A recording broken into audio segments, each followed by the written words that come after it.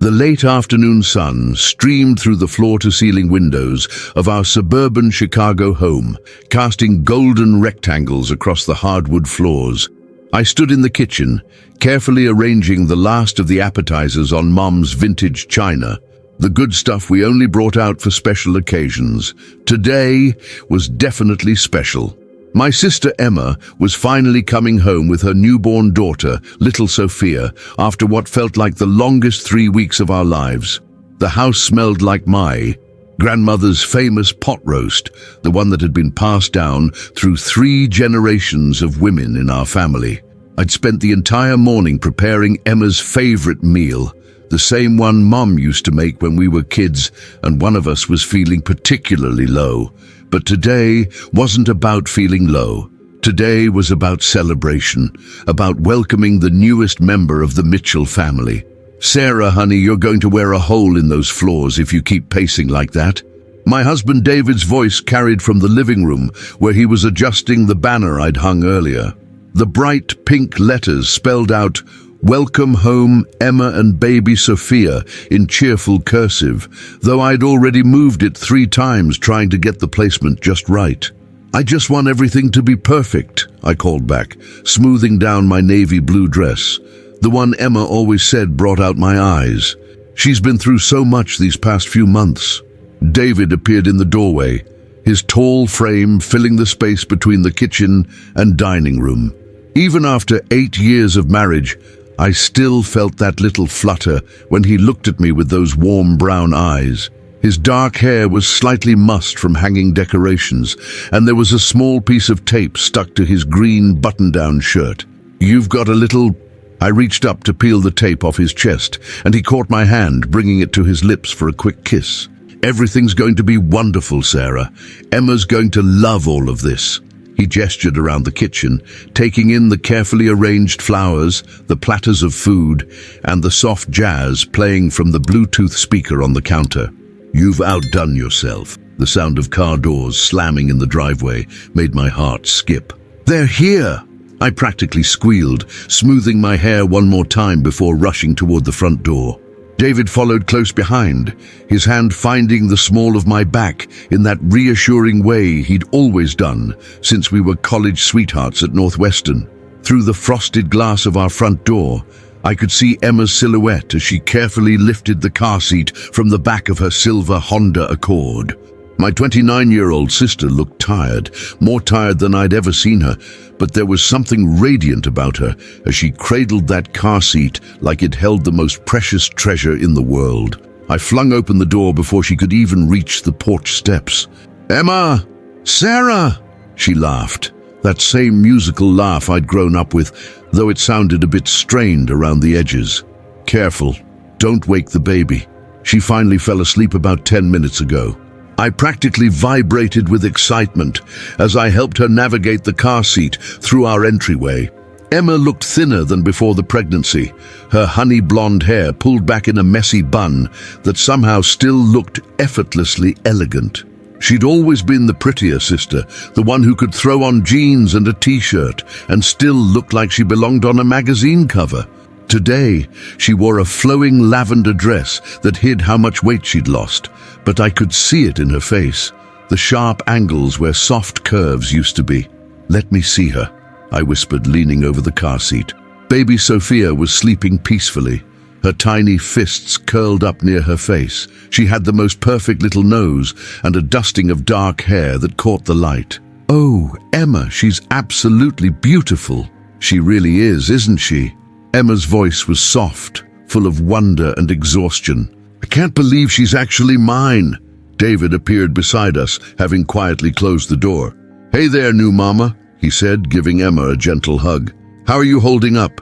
"Better now that I'm home," Emma replied, though I noticed she didn't quite meet his eyes. "Thank you both for doing all this. The house looks amazing, Sarah, and it smells incredible in here."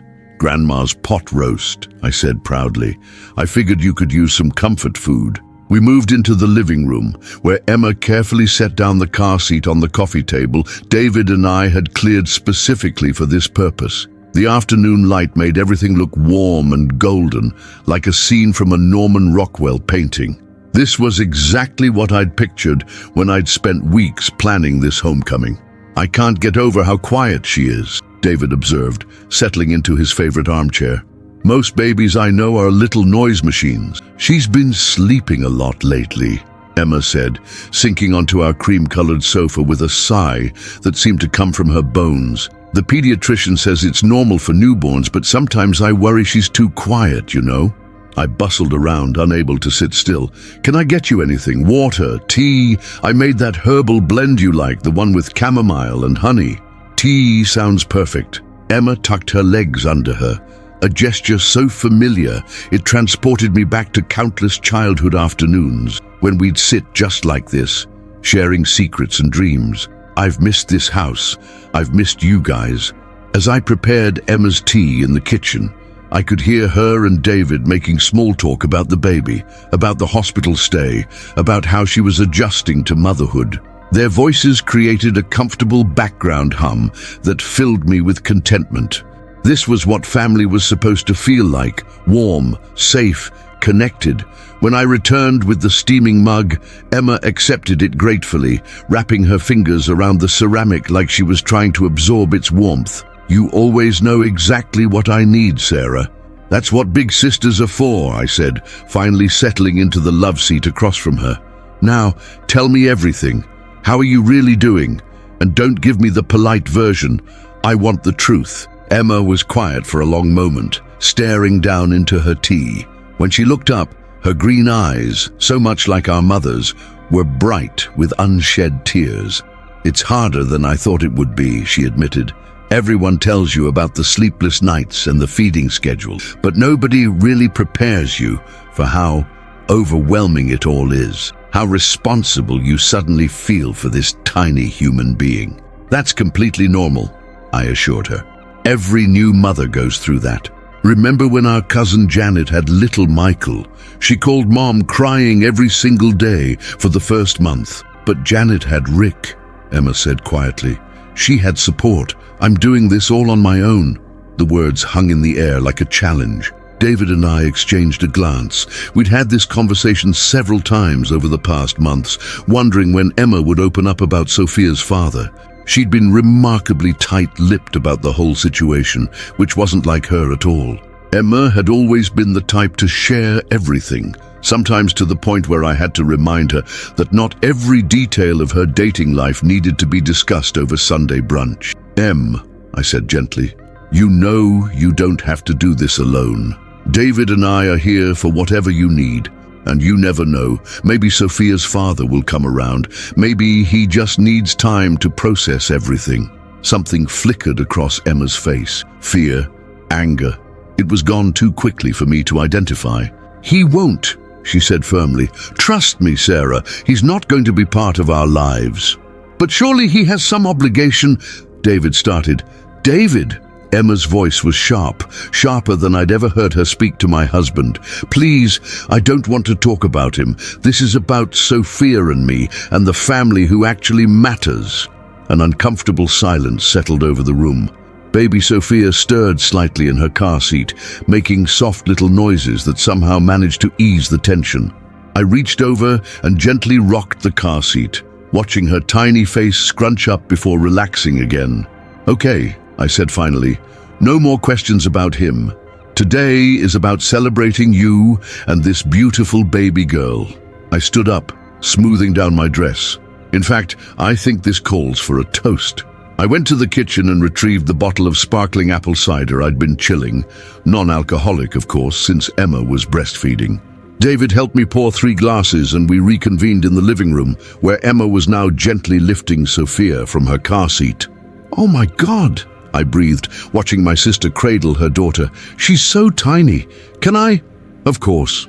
Emma carefully transferred the baby to my arms, and I felt that immediate, overwhelming surge of love that I'd heard other people describe, but never experienced myself. Sophia was warm and solid and perfect, her little fingers curling around my thumb when I offered it to her. "She's going to have you wrapped around her finger in no time," David observed with a smile, raising his glass of cider. "She already does," I admitted, unable to take my eyes off her face. Emma, she's absolutely perfect. We raised our glasses, me being extra careful with the baby in my arms, and I cleared my throat for the toast I'd been mentally rehearsing all day. To Emma, I began, my voice thick with emotion, the strongest, most amazing woman I know. Watching you become a mother has been incredible, and I know Mum and Dad would be so proud of the woman you've become. And to little Sophia, welcome to the world, sweetheart. You're so lucky to have Emma as your mum, and we're all so lucky to have you in our family. Here, David agreed, and we all took a sip of our cider. Emma's eyes were definitely watery now. Thank you, Sarah. This means everything to me. Having your support, knowing that Sophia has an aunt and uncle who love her already, it makes all the difference. She's going to be spoiled rotten, I warned, bouncing gently as Sophia began to fuss. I'm already planning her first birthday party, and Christmas is going to be absolutely ridiculous. You don't have to do all that, Emma protested, but she was smiling. Try and stop me, I challenged. I've been waiting my whole life to be an aunt. David set down his glass and moved closer to look at the baby. She really is beautiful, Emma. She's got your eyes, I think, and that little nose. He paused, studying Sophia's face more closely. Actually, something about her reminds me of someone. I can't quite place it. All babies look alike when they're this young, Emma said quickly, reaching to take Sophia back from me. She'll probably change completely in the next few weeks. Maybe, David mused, but I noticed he kept looking at the baby with a puzzled expression. It's just, there's something familiar about her features. Emma settled Sophia against her shoulder, patting her back gently. She's probably just tired from all the excitement. Maybe I should put her down for a proper nap before dinner. Of course, I said, jumping up again. I've got the guest room all set up for you. There's a bassinet right next to the bed, and I put some of those nightlights in there, the ones that project stars on the ceiling. I thought Sophia might like them when she gets older. As Emma headed upstairs with the baby, I began clearing away our glasses, already mentally planning the rest of the evening. I wanted everything to be perfect. The dinner, the conversation, the whole atmosphere of celebration and family togetherness. Sarah, David's voice was unusually quiet. I looked up from loading the dishwasher to find him standing by the window, looking out at our backyard, where the evening light was beginning to fade. What is it? Don't you think Emma's being a little secretive about all this? She's protecting her privacy, I said, though I'd wondered the same thing myself. Maybe the guy was married, or maybe it was someone she works with. You know how complicated office relationships can get. David turned back to me, and there was something in his expression that made me pause. Sarah, when I was looking at Sophia just now, David, what is it? You're making me nervous. He ran a hand through his hair, a gesture I recognized as his way of processing difficult thoughts. I know this is going to sound crazy, but when I was looking at that baby, at her features, she reminded me of someone from my family. I stared at him. What are you talking about? The shape of her eyes, the way her ears are set, even that little cleft in her chin. It's all so familiar. It looks like... He shook his head. No, this is ridiculous. I'm imagining things. David, you're scaring me. What are you trying to say? He was quiet for a long moment, looking up at the ceiling where we could hear Emma moving around in the guest room. When he spoke again, his voice was barely above a whisper. Sarah, I think you should ask Emma who Sophia's father really is. The words hit me like a physical blow. What? Why would you even say that? What are you implying? I'm not implying anything, David said quickly, but his eyes said otherwise. I think there's more to this story than Emma's telling us. Upstairs, a floorboard creaked, and we both looked toward the ceiling. The house felt different suddenly, charged with an energy that hadn't been there moments before. The golden afternoon light that had seemed so warm and inviting now felt harsh, throwing sharp shadows across our carefully prepared celebration. David, I said slowly, what exactly do you think you know? But before he could answer, Emma's voice called down from upstairs. Sarah, could you come up here for a minute? I think Sophia might need a diaper change, and I left the bag in the car. I looked at my husband, standing there in our dining room with that expression I couldn't quite read, and felt the first crack appear in what had seemed like a perfect day. "We'll talk about this later," I whispered, but as I headed toward the stairs, I couldn't shake the feeling that everything was about to change. The celebration I'd planned so carefully, the joyful homecoming I'd orchestrated down to the last detail, all of it suddenly felt fragile, like a house of cards waiting for the slightest breeze to bring it all tumbling down. I climbed the stairs slowly, my mind reeling from David's cryptic words. The hardwood steps creaked under my feet, a sound I'd always found comforting, but now it seemed ominous, like a countdown to something I wasn't prepared for. At the top of the landing, I paused outside the guest room door, trying to compose myself before facing Emma. "Coming!" I called, forcing brightness into my voice. Emma was standing by the window, gently swaying back and forth with Sophia in her arms. The late afternoon light cast her in silhouette, and for a moment she looked like a Madonna painting. Serene, untouchable, beautiful in that effortless way she'd always possessed. But when she turned toward me, I could see the exhaustion etched deep in her features. "She's fussing a bit," Emma said softly. "I think she might be hungry, but I wanted to change her first. Could you grab the diaper bag from the car? I think I left it in the trunk." "Of course." I was grateful for the excuse to step outside, to get some fresh air and try to clear my head of David's unsettling words. "Be right back." The evening air was cool against my skin as I walked to Emma's Honda. Our neighborhood was settling into its familiar rhythm, porch lights beginning to flicker on, the sound of children being called in for dinner, the distant hum of lawnmowers as people tried to get in their yard work before dark. Everything looked exactly the same as it had this morning, but somehow the world felt fundamentally different. I popped the trunk and found the diaper bag, a sensible navy blue canvas tote that was so typically Emma, practical, understated, efficient. As I lifted it out, something caught my eye. Tucked beneath a baby blanket was a manila envelope, thick with what looked like official documents. The return address made my stomach drop. Mercy General Hospital, maternity ward. I shouldn't look. I knew I shouldn't look. But David's words kept echoing in my head. "Ask her who the father really is." My hands seemed to move of their own accord, lifting the corner of the envelope just enough to see the top document. It was Sophia's birth certificate. Father's name, blank. I stared at that empty line, my mind racing.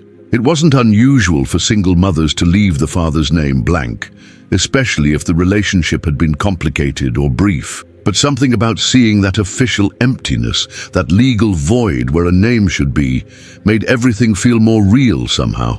"Sarah?" Emma's voice carried from the upstairs window. "Did you find it?" "Yes," I called back, quickly closing the trunk and heading back inside. But my hands were shaking as I climbed the stairs again, the diaper bag feeling heavier than it should.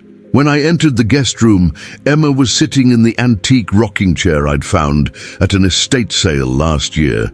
She'd unbuttoned the top of her dress and was attempting to nurse Sophia, though the baby seemed to be having trouble latching.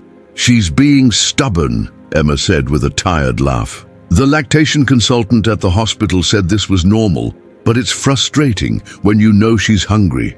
I set the diaper bag down on the dresser and turned to face my sister. In the soft light of the guest room, with its pale yellow walls and white furniture, Emma looked younger than her 29 years. She looked vulnerable in a way that made my chest tight. "Emma," I said gently, settling into the small chair by the window. "Can we talk?" Something shifted in Emma's expression. "About what?" "About Sophia, about everything." I chose my words carefully. "I know you've been through a lot these past few months, and I haven't wanted to push, but I'm worried about you. You've been so secretive about the father, and I just want to make sure you're okay." Emma looked down at Sophia, who had finally begun nursing.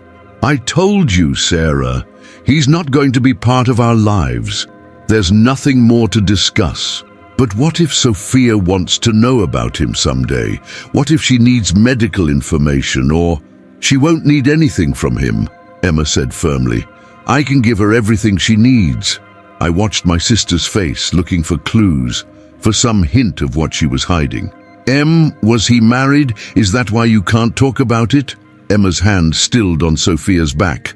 Why would you ask that? Because you're acting like someone with a secret, someone who's protecting more than just herself. I leaned forward. Emma, if he was married, if this situation is complicated in ways I don't understand, you can tell me. I'm not going to judge you. There's nothing to tell, Emma repeated, but her voice was strained now, higher pitched. Can we please just drop this? I came here to celebrate with my family, not to be interrogated. The word interrogated stung. I'm not interrogating you, I'm trying to help.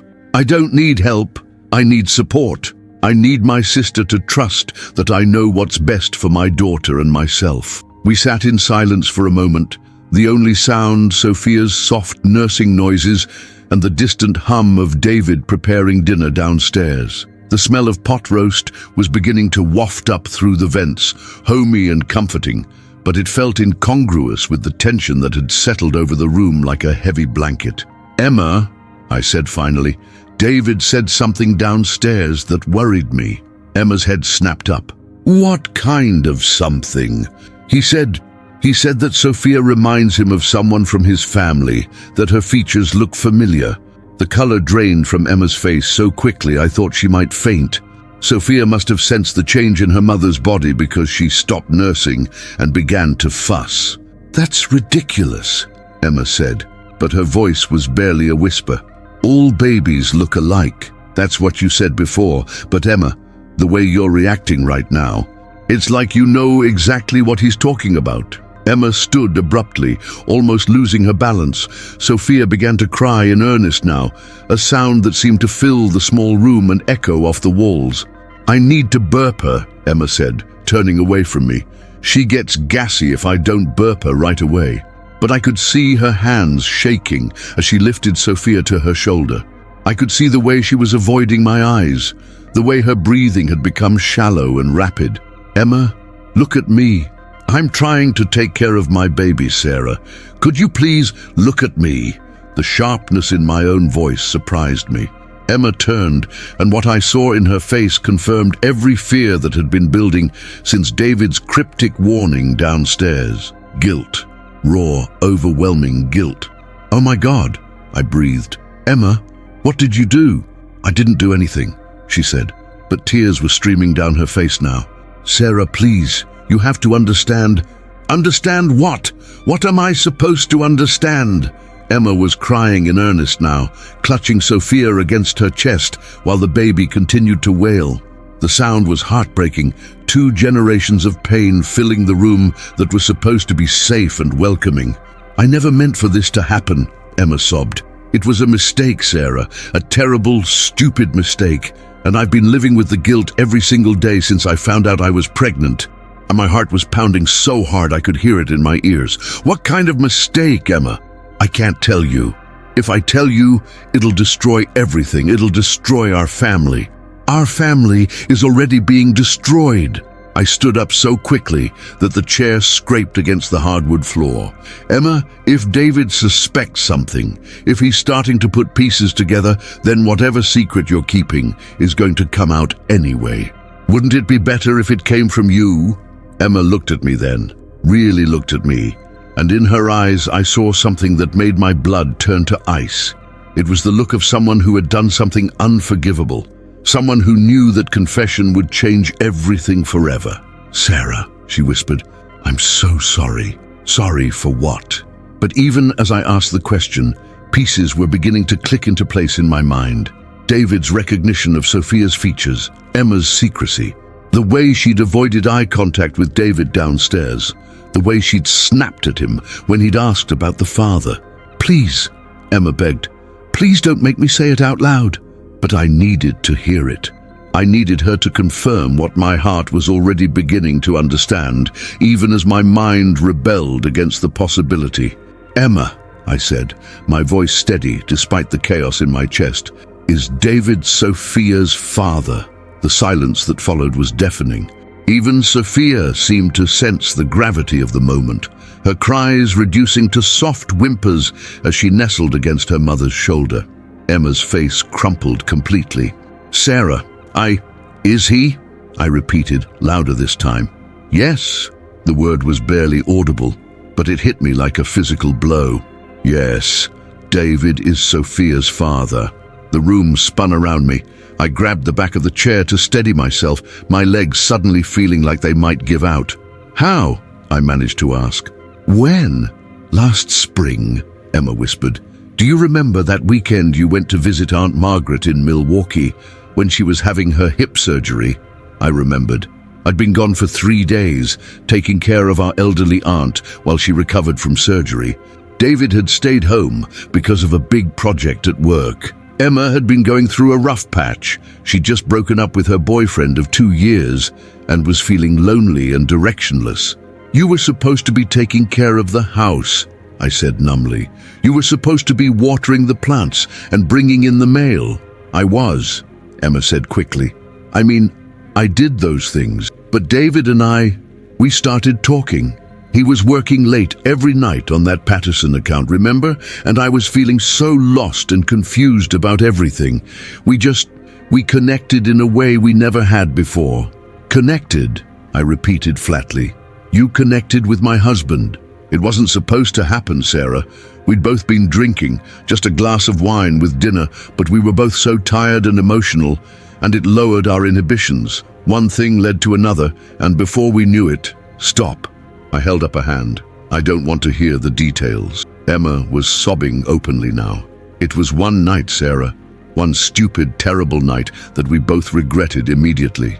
We agreed it would never happen again, that we'd never speak of it, that it was a mistake that didn't mean anything. Didn't mean anything. I gestured toward Sophia, who was now sleeping peacefully against her mother's shoulder, blissfully unaware that her very existence was tearing our family apart. How can you say it didn't mean anything when it created a child?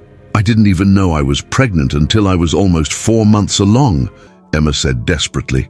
I'd been so stressed about everything that I wasn't paying attention to my cycle. By the time I figured it out, it was too late to make it go away. So you decided to keep her and pretend she was someone else's baby? I didn't know what else to do. Emma's voice broke. How could I tell you that I was carrying your husband's child? How could I destroy your marriage, your happiness, everything you'd built together? I stared at my sister, my younger sister, who I'd protected and supported through every crisis in her life, and felt something cold and hard settle in my chest. So instead, you decided to lie to me for the rest of our lives. I thought I could handle it on my own. I thought if I just moved away after she was born, if I raised her somewhere else, then you'd never have to know. You could keep your perfect life with David, and I'd start over somewhere new. But you came back, I pointed out. You came here with his baby and let me plan this celebration, let me hold her and fall in love with her, all while knowing she was my husband's daughter. Emma couldn't meet my eyes. I was scared, Sarah. I'm a single mother with no support system and no idea what I'm doing. I needed my family. I needed you. What about what I needed? The anger was building now, hot and fierce. What about my right to know that my husband cheated on me? What about my right to decide what I wanted to do with that information? David didn't mean for it to happen either, Emma said quickly. He was devastated afterward. He wanted to tell you, but I begged him not to. I convinced him that it would only hurt you and that since it would never happen again, there was no point in destroying your marriage over one meaningless mistake. Meaningless? I laughed, but there was no humor in it. Emma, look at that baby and tell me she's meaningless. Emma clutched Sophia tighter. That's not what I meant. Sophia is everything to me, but the act that created her, that was meaningless. It was just two lonely, confused people making a terrible decision. Stop trying to minimize this, I snapped. You slept with my husband. You got pregnant with his baby. You've been lying to me for months, letting me believe that some random guy abandoned you, letting me feel sorry for you and take care of you and plan this whole celebration for your fatherless baby. Do you have any idea how betrayed I feel right now? Sarah, please. And David. The full weight of his betrayal was beginning to hit me. David has known this entire time. He's been lying to my face for months, pretending to be supportive while knowing that he's the father of your baby. He wanted to tell you, Emma insisted, especially after Sophia was born. He said she deserved to know her father, that you deserved to know the truth. But I kept begging him to wait, to let me figure out how to handle things first. How convenient for both of you. I moved toward the door, needing to get out of this room, away from Emma and her tearful justifications. You get to play the tragic single mother, and he gets to play the supportive brother-in-law, and I'm the only one who doesn't know that my entire life is built on a lie. Sarah, wait. But I was already moving down the hallway, my feet carrying me toward the stairs. I could hear Emma calling after me, could hear Sophia beginning to cry again. But all of it seemed to be happening at a distance, like I was watching someone else's life fall apart. When I reached the bottom of the stairs, David was in the kitchen, pulling the pot roast out of the oven. He looked up with a smile that died the moment he saw my face. Sarah, what's wrong? I stood there looking at him. This man I'd been married to for 8 years. This man I'd planned to grow old with. This man who'd been lying to me for months and felt like I was seeing a stranger. Is there something you want to tell me, David? The pot roast slipped from his hands, hitting the floor with a crash that seemed to echo through the house. Gravy splattered across the white kitchen tiles, spreading in dark puddles that looked almost like blood in the overhead lighting. David stared down at the mess, then up at me, and I saw the exact moment he realized that the secret was out. Sarah, he said quietly, I can explain. Can you? I asked. Can you explain how you slept with my sister and got her pregnant and then lied to me about it for months? It's not what you think. It's exactly what I think, I said, my voice deadly calm. The only question now is what we're going to do about it. Behind us, Emma appeared at the bottom of the stairs, still holding Sophia. The three of us stood there in the ruins of our family dinner, the overturned pot roast, the carefully set table, the welcome home banner still hanging cheerfully in the background, and I realized that this was the moment everything changed. This was the moment our family as we knew it ceased to exist. The silence in our kitchen stretched endlessly, broken only by the soft sounds Sophia made as she stirred in Emma's arms. The smell of spilled pot roast filled the air, a smell that should have been comforting, homey, but now seemed nauseating. I stared at the mess on the floor, focusing on the practical details because the emotional reality was too enormous to process. I'll clean that up, David said finally, his voice hoarse. Don't.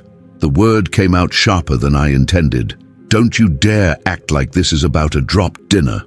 David straightened slowly, his hands hanging uselessly at his sides.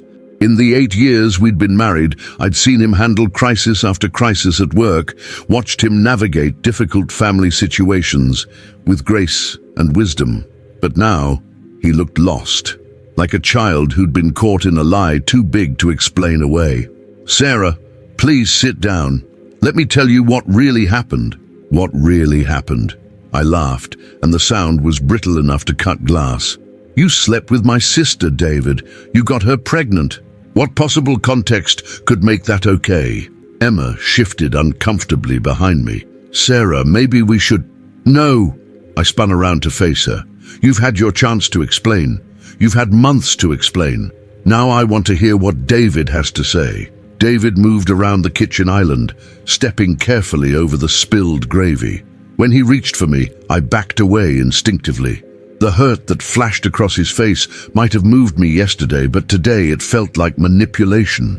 Don't touch me, I said quietly, not until I understand what happened. He dropped his hands.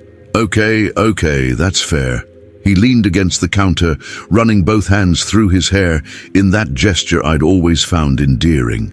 Now it just looked like a calculated move to buy time. Start from the beginning, I said. David took a shaky breath. That weekend you went to Milwaukee to help Aunt Margaret. I was working 18-hour days on the Patterson account. You remember how stressed I was, how we'd barely seen each other for weeks because of that project. I remembered.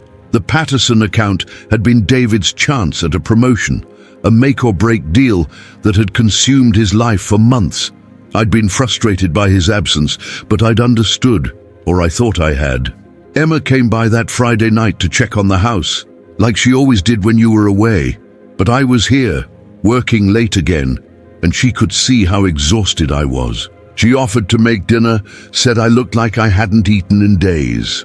Emma was crying silently now, tears streaming down her face as she swayed gently back and forth with Sophia. The image of domestic tranquility she presented was so at odds with the destruction around us that it felt almost obscene. We opened a bottle of wine, David continued. That red wine your dad brought back from Napa last Christmas. Emma was talking about her breakup with Jason, how lost she felt, how she didn't know what she wanted to do with her life. And I was venting about work, about the pressure, about how I felt like I was failing at everything.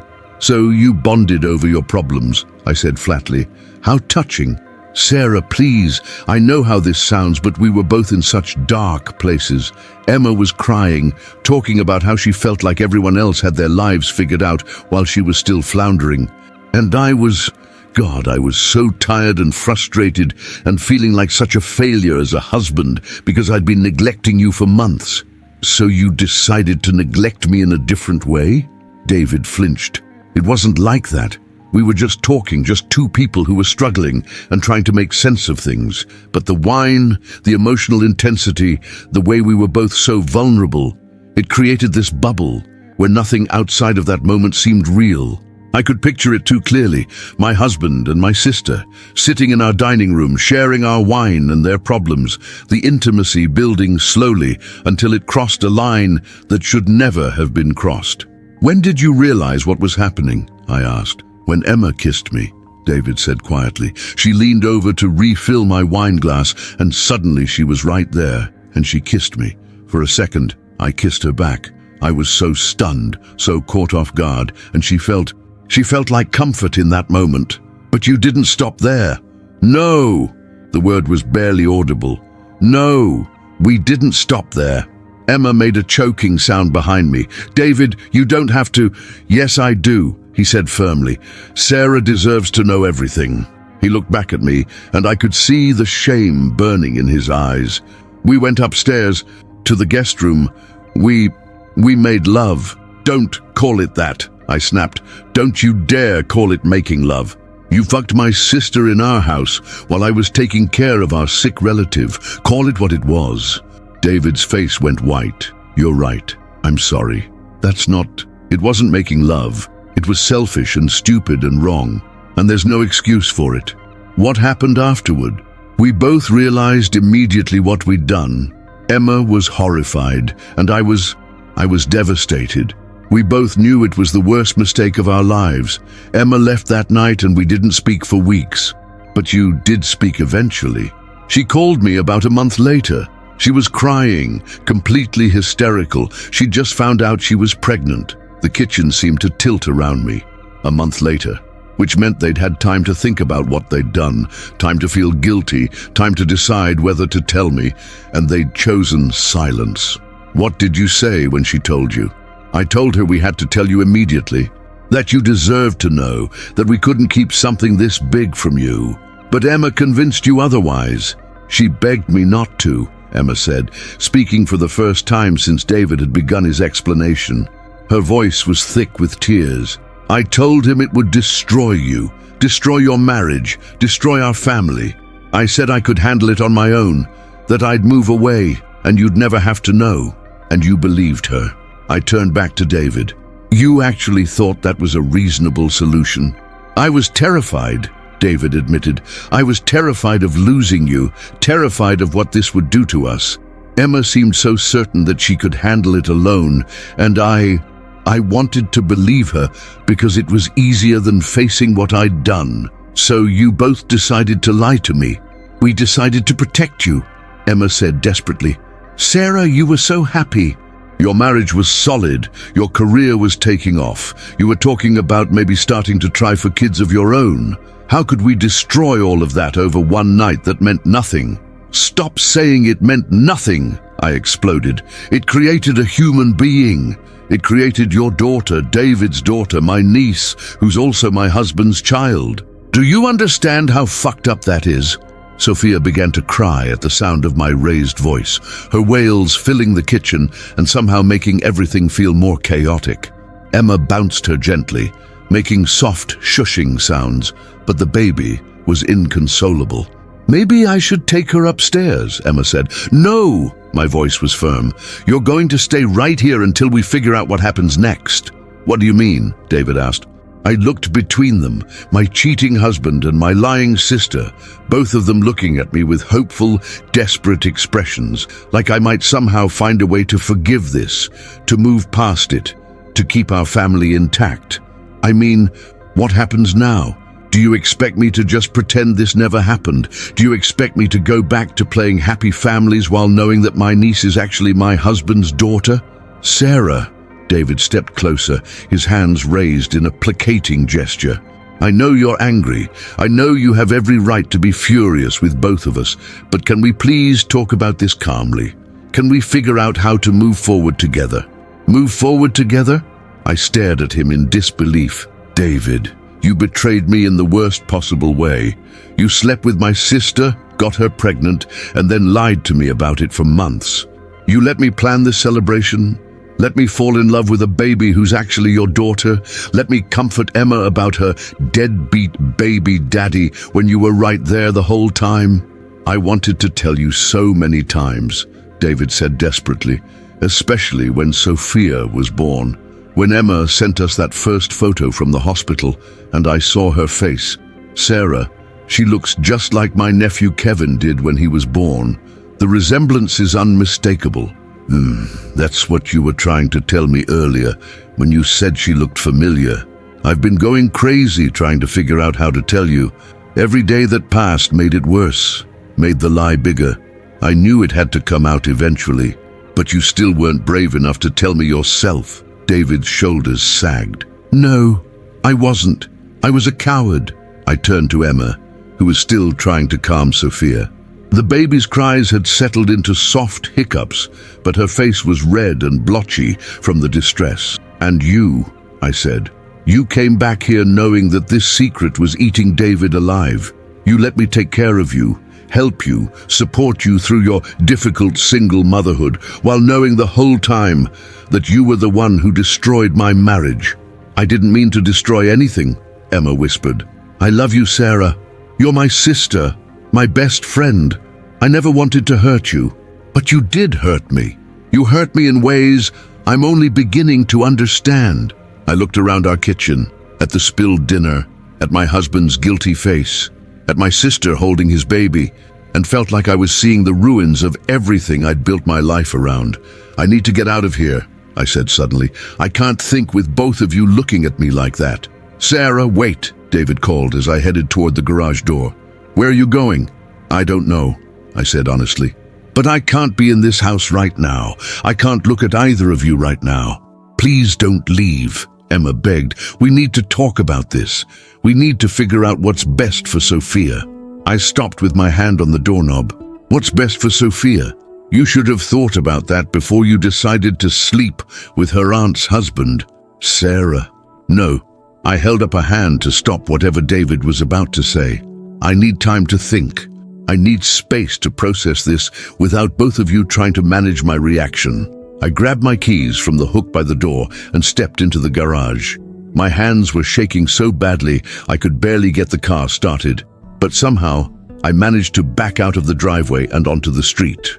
As I drove away from our house, the house where David and I had planned to grow old together, the house where we'd talked about raising children, the house where he'd betrayed me with my own sister, I caught a glimpse of them in the rearview mirror. They were standing in the doorway, David's arm around Emma's shoulders as she held Sophia, looking for all the world like the family unit they'd apparently created behind my back. I drove aimlessly through our neighborhood, past the familiar landmarks of our shared life, the coffee shop where David and I had our first date after we moved to Chicago, the park where we'd had countless picnics and talked about our future, the elementary school where we'd imagined sending our hypothetical children someday. All of it felt contaminated now, tainted by the knowledge that our entire marriage had been built on a lie for the past year. My phone buzzed with a text from David. "Please come home. We can work through this." Then another from Emma. "I'm so sorry, Sarah. I never wanted it to happen this way." I turned off my phone and kept driving. Eventually, I found myself in the parking lot of Lake Shore Drive, staring out at the dark expanse of Lake Michigan. The water stretched endlessly toward the horizon, dark and mysterious in the evening light. I'd always found the lake comforting, a reminder that there was a whole world beyond our small problems and daily dramas. But tonight, it just felt like an obstacle, something vast and unbridgeable that separated me from whatever came next. I sat in my car for what felt like hours, trying to piece together the fragments of my shattered life. Every memory from the past year was suspect now. Every time David had been distant or distracted, every time Emma had seemed evasive or emotional, every conversation about Sophia's mysterious father, all of it took on new meaning in light of what I now knew. How many times had they exchanged meaningful looks when they thought I wasn't watching? How many conversations had they had behind my back? How many times had I comforted Emma about her situation while David sat there knowing he was the cause of her pain? The betrayal wasn't just in the act itself, it was in every lie that followed. Every day they'd let me believe I was living in a reality that didn't exist. My phone buzzed again. This time it was a call from David. I let it go to voicemail, then immediately played the message. "Sarah, please come home. I know you hate me right now and I understand why, but running away isn't going to solve this. We need to talk about what happens next. Emma's falling apart, Sophia needs to be fed, and I need to know that we're going to be okay. Please, just come home so we can figure this out together." The assumption in his voice that we would figure it out together, that we was still a concept that applied to us, made me angry all over again. I deleted the message and stared back out at the lake. The truth was, I didn't know if there was a we anymore. I didn't know if there could be after this. And for the first time in my adult life, I had no idea what I was supposed to do next. I spent the night in a hotel downtown, a generic business traveler's place with beige walls and no personality. It was exactly what I needed. A neutral space where I could think without being surrounded by reminders of the life I'd thought I was living. I barely slept. Every time I closed my eyes, I saw David and Emma together, or I pictured little Sophia growing up with this terrible secret as the foundation of her existence. By dawn, I was exhausted but clear-headed enough to know that running away wasn't a solution. I had to go home and face whatever came next.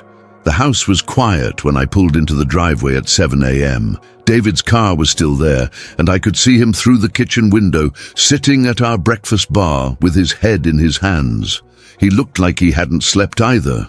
I found him exactly where I'd seen him from outside, a cold cup of coffee in front of him, and yesterday's clothes wrinkled from a night spent in a chair. He looked up when I walked in, hope and fear warring in his expression. "You came back," he said. "I live here," I replied simply. "Where's Emma?" "Upstairs. She's been up most of the night with Sophia. The baby's been fussy. I think she can sense the tension." I poured myself coffee from the pot David had made, noting absently that it was stronger than usual. Crisis coffee. "We need to talk." "Yes, we do." David straightened in his chair. "Sarah, I've been thinking all night about how to make this right." "You can't make this right," I interrupted. "That's the first thing you need to understand. You can't undo what you did, and you can't fix the damage it's caused. The only thing we can do now is figure out how to move forward." David's face fell, but he nodded. "Okay, what does moving forward look like?" I sat down across from him at the breakfast bar, where we'd shared thousands of morning conversations over the years. The normalcy of the gesture felt surreal, given the circumstances. "I don't know yet," I admitted. "I need to understand some things first. I need to know if this was really just one night, or if there's more you haven't told me." "It was one night," David said immediately. "I swear to you, Sarah, it was just that one night. We haven't touched each other since, haven't even been alone together until yesterday." "But you've talked about it. You've talked about Sophia." "Yes. Emma would call sometimes when she was struggling during the pregnancy. She'd ask if I thought she was doing the right thing by not telling you, if I thought Sophia would be okay growing up without knowing her father. But it was never romantic. It was just two people dealing with the consequences of a terrible mistake. I studied his face, looking for signs of deception. After 8 years of marriage, I knew David's tells. The way his left eye twitched slightly when he was nervous. The way he touched his wedding ring when he was being completely honest. Right now, he was doing both. What about financially? Have you been supporting Emma? No. She insisted on handling everything herself. I offered multiple times, but she always refused. She said taking money from me would make it feel more real, more permanent, more real than having your baby. David winced. Her words, not mine. I sipped my coffee, thinking, what do you want, David? Forget about what you think I want to hear. Forget about damage control. What do you actually want? He was quiet for a long time, staring down at his hands. When he finally looked up, his eyes were bright with unshed tears. I want my marriage back, he said quietly. I want to find a way to earn your forgiveness and trust again if that's possible. But I also, Sarah, I want to be a father to Sophia. The honesty of it hit me like a physical blow. A father. She's my daughter, he said simply. I know the circumstances of her conception were terrible, but she exists now, and she's innocent in all of this. She deserves to know her father, and I want to know her. Even if it means losing me. David's breath caught. Is that what it means? Are those my only choices? I don't know, I said honestly. I really don't know. Footsteps on the stairs interrupted us. Emma appeared in the kitchen doorway looking haggard and exhausted. She was carrying Sophia, who seemed calmer than she had the night before. I heard voices, Emma said tentatively. I wasn't sure if you'd come back. We're talking, I said, about what happens next. Emma shifted Sophia to her other arm. Sarah, I know you probably don't want to hear this from me right now, but I need you to know that I'm not trying to steal your husband or break up your marriage. What happened between David and me was a mistake, and I've regretted it every single day since. But you don't regret Sophia? No, Emma said firmly. I don't regret her. She's the best thing that's ever happened to me, even if the circumstances of her conception were wrong. I looked at the baby, trying to see the family resemblance David had mentioned. Now that I knew what to look for, it was obvious. The shape of her eyes, the set of her ears, even the way she held her tiny fists. She looked like a Mitchell, all right. She looked like David. Can I hold her? I asked. Emma looked surprised, but she carefully transferred Sophia to my arms. The baby settled against me immediately, making soft cooing sounds that went straight to my heart. She likes you, Emma observed. She's been fussy with everyone else, but she's calm with you. I stared down at Sophia's perfect little face and felt something crack open in my chest. This baby was innocent. Whatever David and Emma had done, whatever lies they'd told, Sophia hadn't chosen any of it. She was just a child who deserved to be loved and cared for. David, I said without looking up from the baby, if you want to be her father, what does that look like practically? I don't know, he admitted. I haven't thought that far ahead. But I want to support her financially. I want to be involved in her life. I want her to know who I am. And Emma, what do you want? My sister was crying again, but quietly this time. I want Sophia to have the best life possible. If that means David being part of her life, then I want that too. But Sarah, I don't want to lose you. You're my sister, my family. I can't bear the thought of you hating me forever. I looked between them, my cheating husband and my lying sister, both of them looking at me with desperate hope, waiting for me to somehow make this situation workable. Here's what's going to happen, I said finally. Emma, you're going to move out of this house today. You're going to find your own place, and you're going to start building an independent life for yourself and Sophia. Emma's face crumpled. Sarah, I'm not finished. My voice was firm. David, if you want to be Sophia's father, then you're going to do it properly. You're going to establish paternity legally. You're going to pay child support. and you're going to be a consistent presence in her life, but you're not going to do it while living under the same roof as her mother. What about us? David asked quietly. What about our marriage? I handed Sophia back to Emma and stood up. I don't know yet. I need time to figure out if I can forgive what you did, if I can trust you again, if I can build a life that includes my husband's child with my sister. How much time? David's voice was barely a whisper. I don't know that either. But David, I need you to understand something. If we're going to have any chance of working through this, you need to be completely honest with me from now on. No more lies, no more half-truths, no more protecting me from difficult realities. If you're going to be Sophia's father, I need to know about every interaction, every decision, every conversation. I won't be surprised by this family's secrets ever again. David nodded quickly. Yes, absolutely. Complete transparency from now on. I turned to Emma. And you, if we're going to find a way to be sisters again someday, you need to stop making decisions about what I can and can't handle. You need to stop trying to protect me from the truth. I'm stronger than you think I am. I know you are, Emma said through her tears. I was just so scared of losing you. You did lose me, I said simply. The sister you knew, the relationship we had, that's gone. Maybe we can build something new eventually, but it's going to be different. It's going to be built on truth instead of lies. The kitchen fell silent, except for Sophia's soft breathing. Outside, the morning sun was streaming through our windows, illuminating the breakfast dishes and coffee cups, the normal detritus of a normal morning in what had been a normal life. There's something else, I said, something we all need to agree on. What? David asked. Sophia is going to grow up knowing the truth about her parentage, not the ugly details, but the basic facts. She's going to know that David is her father, that Emma is her mother, and that I'm her aunt. She's not going to spend her childhood living with lies the way we've all been doing. Emma looked uncertain. Don't you think that's complicated for a child to understand? Life is complicated, I replied, but lies are worse than complexity. Sophia deserves to know who she is and where she comes from. Okay, David said. We'll tell her the truth, in age-appropriate ways. Good.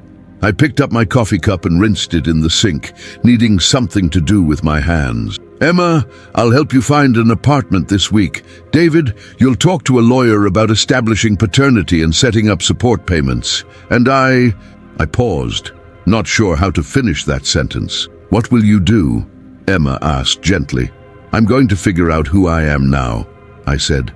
I'm going to figure out what I want my life to look like, knowing what I know now. And us? David's voice was so quiet I almost didn't hear him.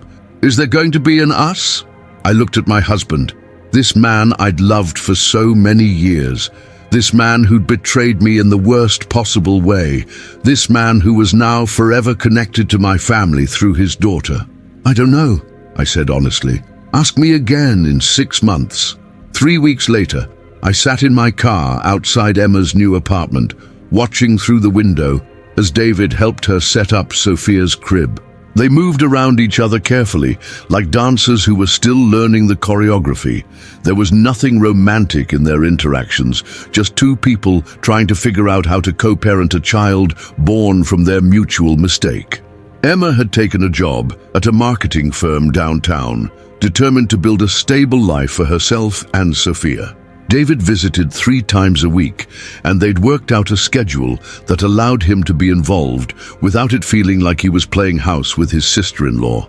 As for David and me, we were in counseling, individual therapy for both of us, couples therapy twice a week, and long conversations that sometimes ended in tears and sometimes ended in tentative hope. I'd moved into the guest room for now, unable to share our bed while I worked through my feelings about his betrayal. Some days I thought we might make it.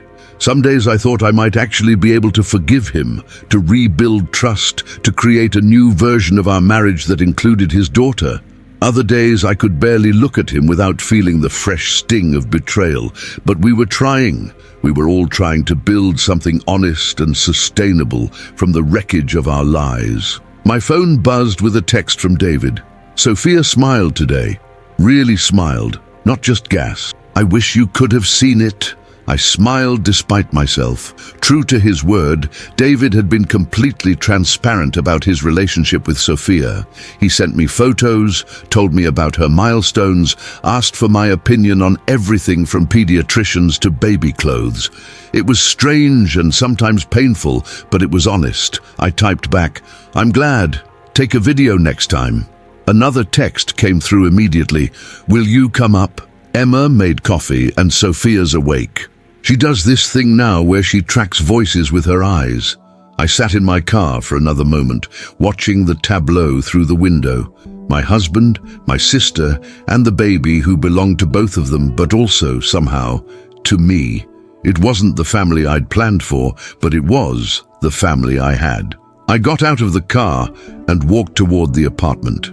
Through the window, I could see David holding Sophia up to the glass, pointing at me and saying something that made Emma laugh. It wasn't perfect. It might never be perfect, but it was honest, and it was ours, and maybe that was enough to build on. When Emma opened the door, Sophia was in her arms, wide awake and alert. The baby turned toward my voice when I spoke, her dark eyes tracking my movement just like David had said. "Hi, sweetheart," I said softly, reaching out to touch her tiny hand. "Hi, beautiful girl." Sophia's fingers wrapped around mine with surprising strength, and for a moment, all the complexity and pain of our situation faded away. She was just a baby who needed love, and we were just the adults who were learning how to give it to her. It wasn't the ending I'd expected to write for our story, but it was a beginning, and sometimes that's all you can ask for.